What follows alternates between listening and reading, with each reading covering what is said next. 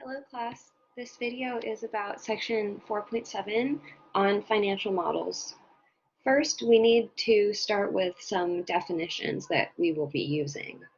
So the first definition is that of interest. Interest is money paid for the use of money.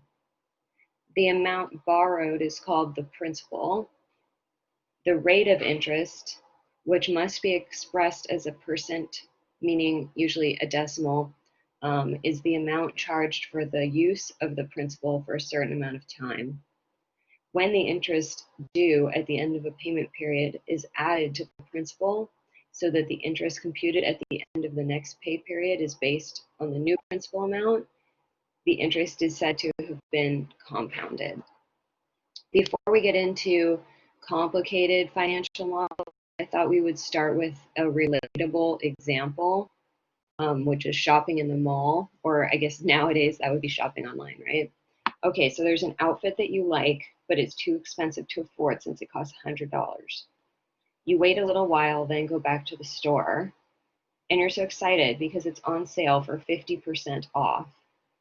The salesperson informs you that the entire store, including sale merchandise, is offering an additional 15% discount on all purchases made that day only. Of course, you buy the outfit.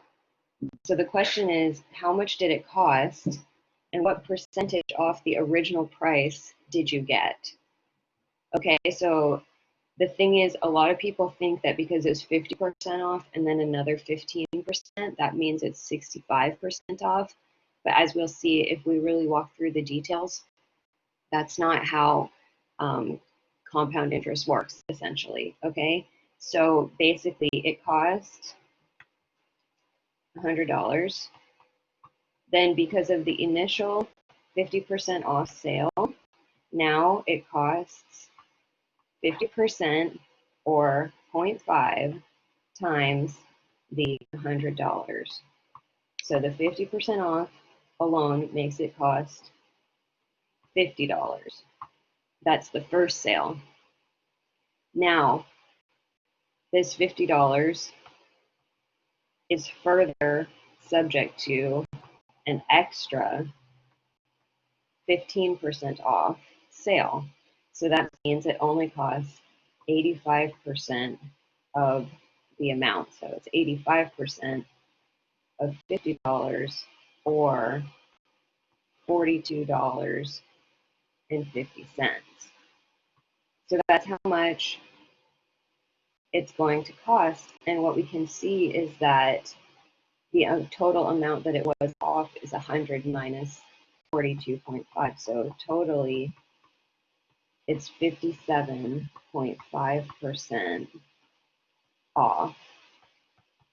Okay, so please be careful. It's not 65% off. So this is why we have these models available to us. So it's multiplying, not adding. So please be careful. Hopefully you can remember this example and it'll help you when we apply more comp formulas. Okay, so you'll see theorem 1, the compound interest formula there. This can be derived in a very similar way to what we were doing above. And it states that the amount A, representing the future value of money, after T years, due to a principal P, so P represents the present value, when invested at an annual interest rate R, compounded n times per year, and by this formula, A equals P times 1 plus R over n to the nt. Okay, so we can apply this to a few examples. So first we're going to find the amount that results from investing $100 at 4% interest, compounded quarterly, after a period of 2 years. So I suggest we write down all the variables that we are looking for, and when we read the problem, we start to fill them in. So I know I need some information about A, which is the future amount, P, which is the initial amount or present amount, R, which is the interest rate, has to be a percentage, T, which is the amount of years of the investment, and N, which is the number of times per year that the interest is compounded. So when we read this question, we see we're going to find the amount that results. So A is what we're going to find. And this is from investing $100. So P is $100 at a 4% interest rate. So that means R is 4%, which means 4 divided by 100. And in terms of the decimal, 0.04. We see it's a period of 2 years, so T is equal to 2, and N is the amount of times per year that the money is compounded. So since it's compounded quarterly, that means 4 times a year. So first step is just to gather all the information that we need, and then we can plug it into the formula A equals P times 1 plus R over N to the NT power. So we plug in all the numbers. A equals 100 times 1 plus 0.04 over 4 to the power 4 times 2. Okay, this one is just plugging it in your calculator to get the approximate answer. We start simple because we don't have to solve anything. So when we do that, we get $108.29. We should always round to 2 decimal places when we're talking about money, because money consists of dollars and cents. Okay, so let's do a few more examples like this. For number 3, we're going to find the principal needed now to get $800 after 3.5 years at 7% compounded monthly. So we know that we're going to find the present value. And we also know that the future value is 800. Let's fill in the remaining data points. So we're given that the interest rate is 7%. We know that the amount of time of the investment is 3.5 years. And we're told that it's compounded monthly, 12 times a year. So we plug into the formula 800 equals P times 1 plus 0.07 over 12 to the power of 12 times 3.5. And we have to solve this for P. Well, there's different ways we could do it, but I would probably start to simplify a little bit first. So I would just rewrite this 800 equals P times, but then I would take 1 plus 0.07 over 12 and convert it to 1207 over 1200. And then my power, 12 times 3.5, I'll rewrite this as 42. Okay, and then lastly, I feel that I have simplified it enough. I'm going to divide both sides by 1207 over 1200 to the 42nd power to get P by itself. So P equals 800 divided by 1207 over 1200 to the 42nd power.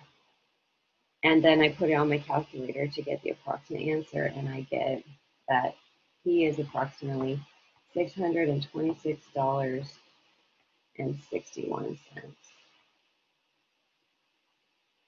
Okay, let's take a look at a couple more examples where we have different variables of the equation that we need to solve for. In problem 4, we're asked which rate represents a better deal for investing $1,000 for a period of 1 year. Is it 8% compounded semi-annually or 7.9% compounded daily? What do you think? Would you rather have a higher interest rate but have them give you the interest only 2 times a year, or a slightly lower interest rate but have them give you the interest every day? Let's see which one it is. Okay, so for the first one, we know that in both cases, we know that we're looking for A, all right? So I'm gonna use my formula and plug in the values. And also in both cases, I know that P is equal to 1,000. Okay, so in this case, we have 1 plus R, and in the first problem, R is 8%, okay? And then I have to divide this by 2, because it's only compounded semi-annually means 2 times per year. And I must raise this to the power of 2 times 1, because the investment period is 1 year. If I do this, I get $1,081.60. Now we're going to compute it the second way and see which one is better. Okay, so in the second way, we're still looking for A, and we still have P is equal to 1,000.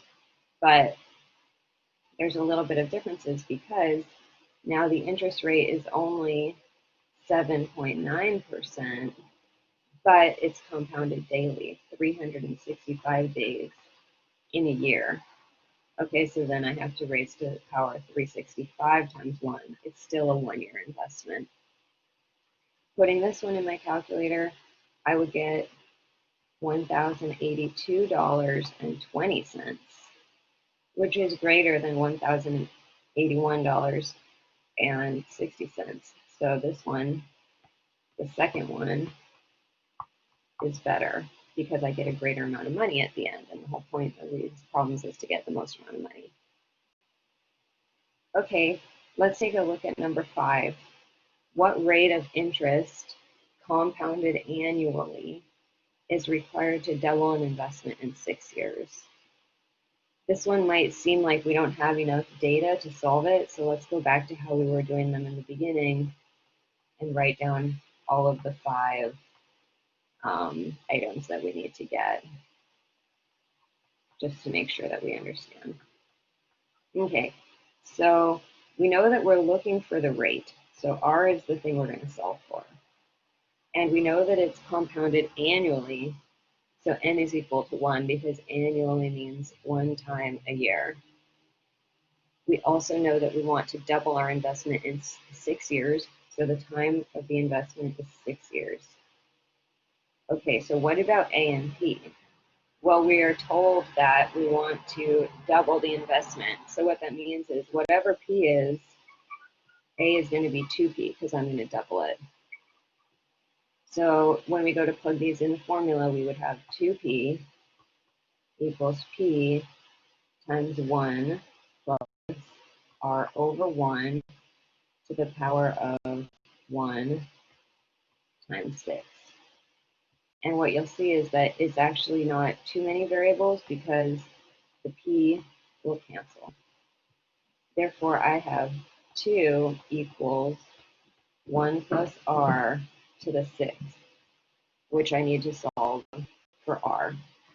Now we just go back to our methods of solving equations.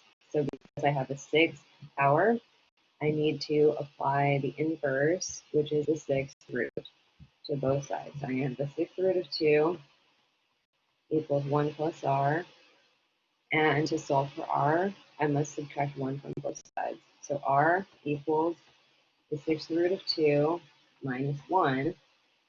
Putting this on my calculator, I get about 12.2% interest. So that's quite a high interest rate, but that kind of makes sense because we're asking to double our investment in only 6 years.